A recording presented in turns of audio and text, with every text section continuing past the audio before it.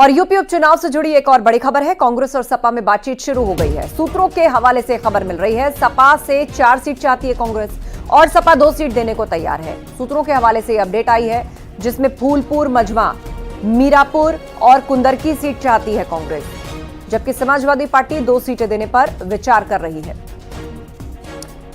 तो विपक्षी गठबंधन से जुड़ी यह अहम खबर यूपी उपचुनाव के लिहाज से। कांग्रेस और सपा में बातचीत शुरू हो चुकी है सीट शेयरिंग को लेकर। सपा से 4 सीटें चाहती है कांग्रेस, जबकि सपा 2 सीटें देने को तैयार है। शिवम प्रताप से इस पर अपडेट लेते हैं। शिवम, फूलपुर, मझवा, मीरापुर और कुंदरकी सीट चाहती है कांग्रेस और कुल मिला के कहा जा रहा है कि 4 सीटों की मांग है, लेकिन समाजवादी पार्टी 2 सीटें देने को तैयार है। क्या जानकारी?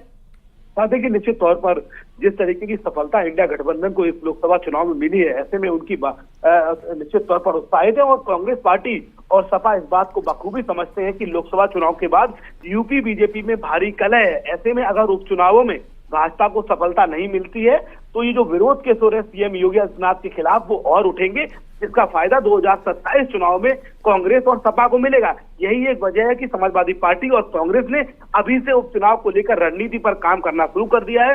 न्यूज 18 से सूत्रों का उच्च दावा है कि कांग्रेस के और सपा के नेताओं के बीच उपचुनाव को लेकर प्रारंभिक दौर की बातचीत शुरू हो गई है।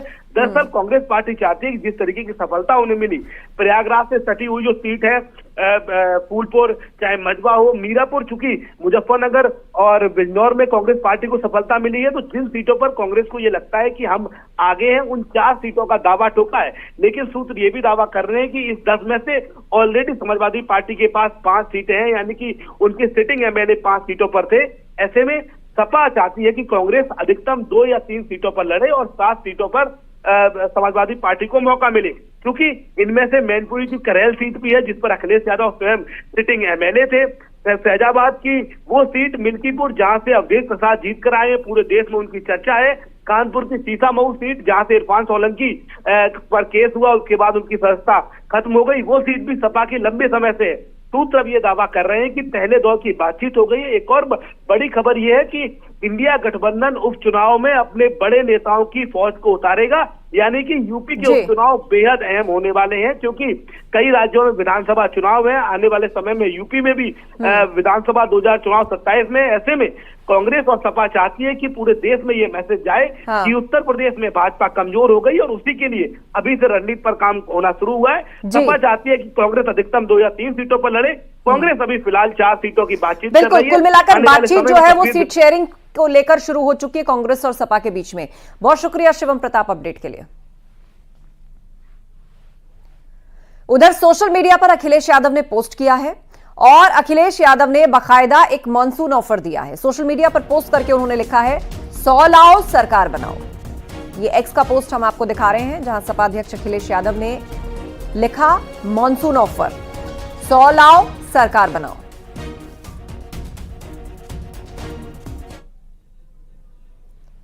अखिलेश यादव के सोशल मीडिया पोस्ट पर बीजेपी नेता दुष्यंत गौतम ने निशाना साधा। उन्होंने कहा, अखिलेश मुंगेरी लाल के हसीन सपने देख रहे हैं।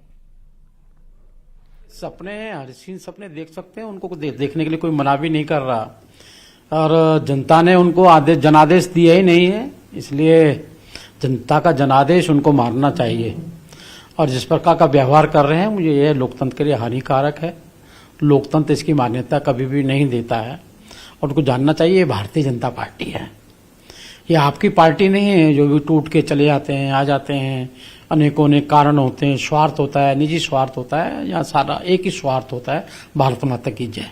इसलिए भारतीय जनता पार्टी बड़े मजबूत तरीके से खड़ी हुई है और आने वाले समय के अंदर उनको ये बता भी देगी, जो आज सपना देखने का काम कर रहे हैं, उनको ये नतीजे आने वाले समय में मिल जाएंगे।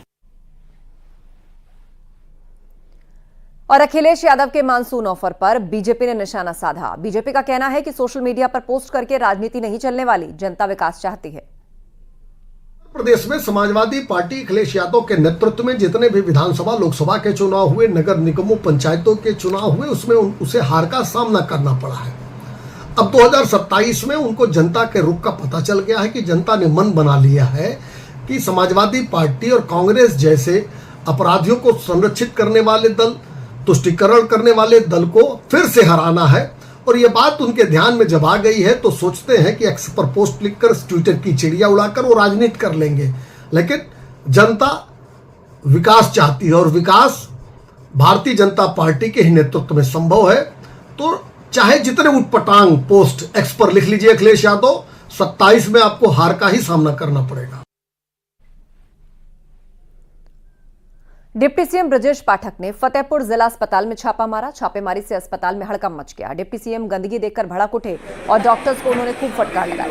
उन्होंने अस्पताल में ठीक से साफ सफाई करने के निर्देश दिए। छापेमारी के दौरान मिली शिकायत पर डिप्टी सीएम ने डीएम को जांच के बाद कार्रवाई करने को कहा है। डिप्टी सीएम ने साफ सफाई करने वाले प्राइवेट एजेंसी का 1 दिन के पैसे काटने के भी निर्देश दिए। मेडिसिन काउंटर में लंबी लाइन देखकर उन्होंने काउंटर बढ़ाने के भी निर्देश दिए।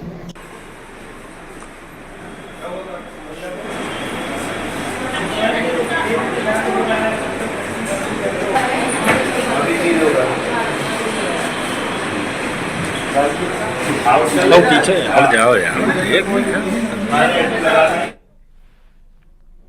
इससे पहले डिप्टी सीएम रायबरेली पहुंचे थे। रायबरेली पहुंचे डिप्टी सीएम ब्रजेश पाठक ने बछरावा सीएचसी का निरीक्षण किया। बछरावा सीएचसी को लेकर डिप्टी सीएम को कई शिकायतें मिल रही थीं, जिसके बाद बिना किसी को बताए वो सीएचसी पहुंचे और अनियमितता की जांच की।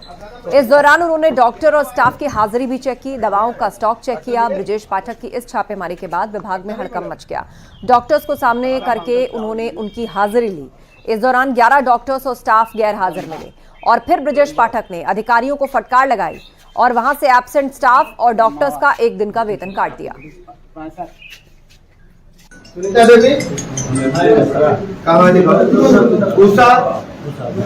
सुनील, अच्छा, हरीश, शशिकांत जी सर, अच्छा, ये क्या लिखा है? कमलेश कुमारी, कमलेश कुमार आया आए हैं, कहाँ है? बुलाओ ना।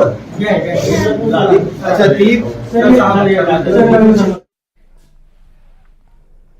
और दिल्ली में बीजेपी शासित राज्यों के सीएम और डिप्टी सीएम की मीटिंग होगी। 27 से 28 जुलाई को पीएम मोदी की अगुवाई में दिल्ली में बैठक होगी। इसमें राज्यों में चल रहे विकास कार्यों की समीक्षा होगी, साथ ही लोकसभा चुनाव परिणामों पर चर्चा होगी। तो ये बड़ी अपडेट है। बीजेपी शासित राज्यों के सीएम और डिप्टी सीएम के साथ एक मीटिंग होने जा रही है। प्रधानमंत्री मोदी की अगुवाई में विकास कार्यों की समीक्षा की जाएगी और लोकसभा परिणामों पर भी चर्चा होगी। 27-28 जुलाई को दिल्ली में ये बैठक होने जा रही है। भाजपा के जिन राज्यों में सरकारें हैं वहां के मुख्यमंत्री और डिप्टी सीएम, उनके साथ प्रधानमंत्री मोदी का ये मंथन है, जिस बैठक की अगुवाई पीएम करेंगे। विकास कार्यों पर चर्चा होगी और लोकसभा चुनाव के परिणामों पर भी चर्चा होगी।